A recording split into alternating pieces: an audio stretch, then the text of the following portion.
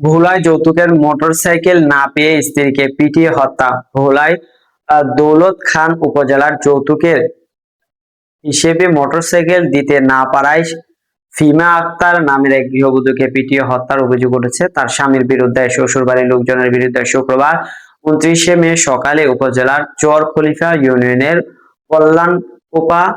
কলাকোপা গ্রামে স্বামীর বাড়ি থেকে ওই গৃহবধূর মরদেহ উদ্ধার করে পুলিশ। ঘটনার পর থেকে অভিযুক্ত স্বামী সজীব সহ তার পরিবারের সদস্যরা পলাতক রয়েছে। নিহত ফিমা আক্তার জেলার বুরহানুদ্দিন উপজেলার গঙ্গাপুর ইউনিয়নের 8 নম্বর ওয়ার্ডের বাসিন্দা আবু কালামের মেয়ে।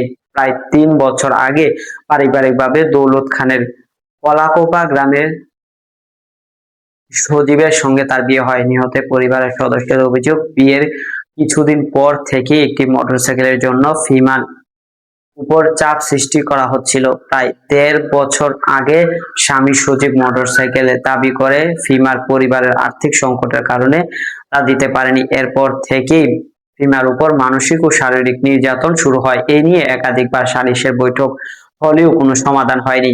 নিহতের মা তাসনুর বেগম জানিয়েছেন, মেয়ের মরদেহের পাশে আঝাড়ি করতে করতে বলেন, আমরা গরিব মানুষ, মোটরসাইকেল দিতে পারিনি, তাই তারা আমার মেয়েকে মেরে ফেলেছে।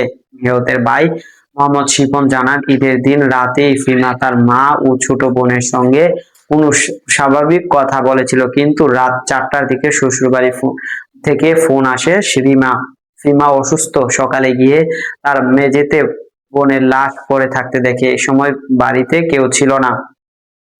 পরে 999 জরুরি সেবায় ফোন করে ঘটনাস্থলে পুলিশ যায়। দৌলত খান থানা ভারপ্রাপ্ত কর্মকর্তা মোহাম্মদ ফখরুল ইসলাম ঘটনাস্থলে গিয়ে কাউকে পায়নি। দর্শক, সাবস্ক্রাইব করবেন, লাইক করবেন, শেয়ার করবেন, কমেন্ট করতে ভুলবেন না।